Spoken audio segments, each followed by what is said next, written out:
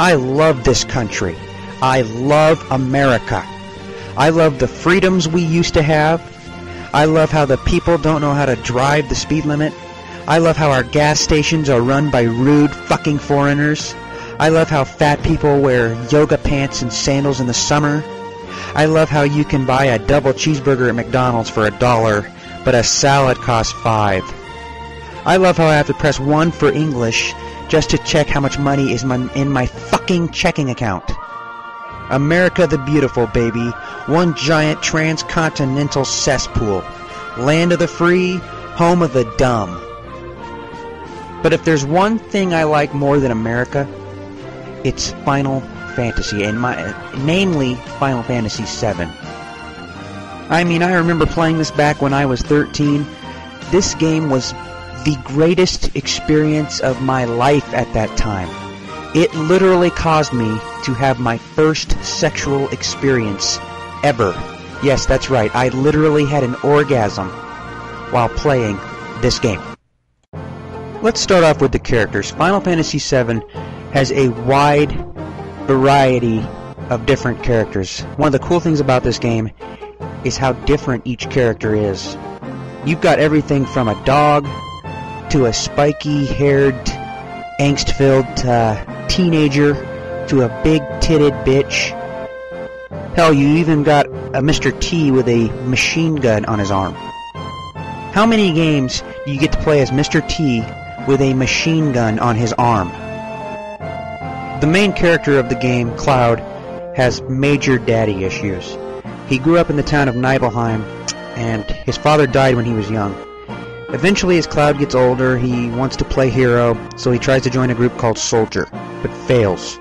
So he becomes a Shinra infantryman instead. Tifa is Cloud's childhood friend in this game, okay? Now, there are two things that I really like about her. Number one is her personality. She's such a sweetheart. And number two is,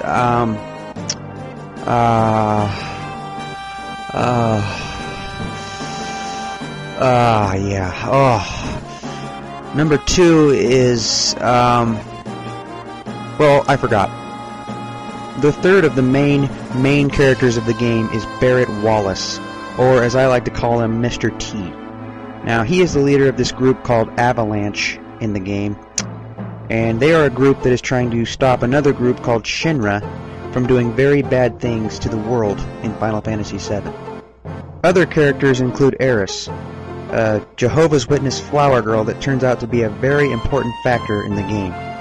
There's Red 13, a red Indian wolf-like creature, some fruity-acting stuffed toy named Kate Sith. There's Sid Highwind, a pilot that cusses like a sailor. There's Yuffie, a giddy and energetic girl. And then there's Vincent Valentine, a vampire-looking dude. And then there's, of course, Sephiroth. What would any great game be without a villain? Without a great villain. And Sephiroth is one of the best there has ever been. Sephiroth began as a good guy. He began fighting for the group called Soldier.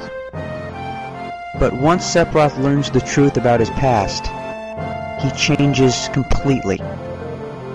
His goal is to take control of the life stream. Now, the life stream is a very powerful, mass of energy that can give anyone knowledge to become a godlike being. Now, he does get a hold of it, but I don't want to go into too much detail for those of you out there that haven't played the game. The last thing I want to do is spoil the story of this game. One of the best things about Final Fantasy VII is the materia system. Materia are items in the game that allow a character to cast spells, summon beasts, and use new command abilities. You can have over 40 different varied spells, which, it's a very cool way to strategize how you will take on various battles throughout your playthrough of the game. One of the things that Final Fantasy VII kind of did first was the whole 3D summon animation that takes place during battles. I think that this was the first game to implement this, and boy do they look awesome. The world is huge, and there's a lot of stuff to see in this game. Everything from caves, to jungles, to forests, to towns, to cities, to everything. I mean, the game is huge, and it will take a long time to see everything. I found myself wanting to know where I was going to be going next. I was constantly wanting to see the next location I was going to be at in the game. One of the cool things about Final Fantasy VII that most other games don't have is Gold Saucer. Now, Gold Saucer is a place in the game where it's basically a huge theme park where you can go and you can play, I mean, dozens of mini-games.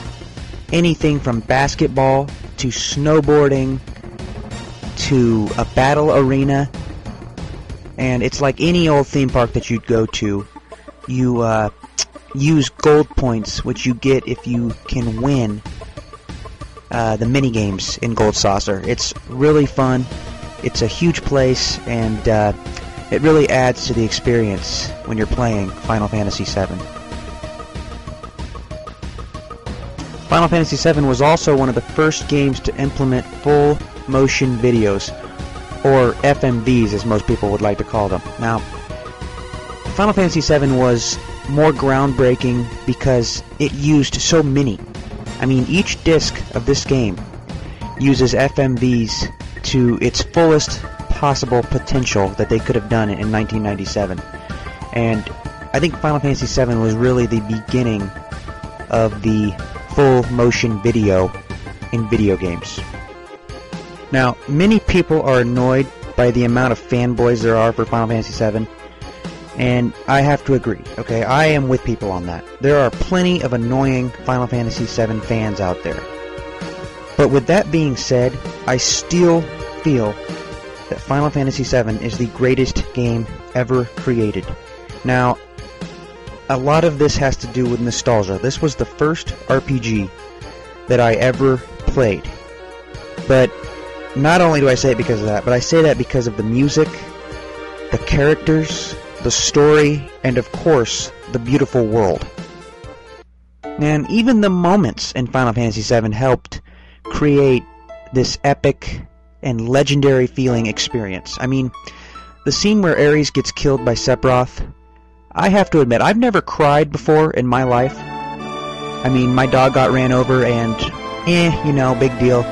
But I gotta admit, I did get a little misty-eyed when I first saw the scene where Ares got killed. But I promise no tears came rolling down my cheeks. Thanks for watching. Goodbye, my friends.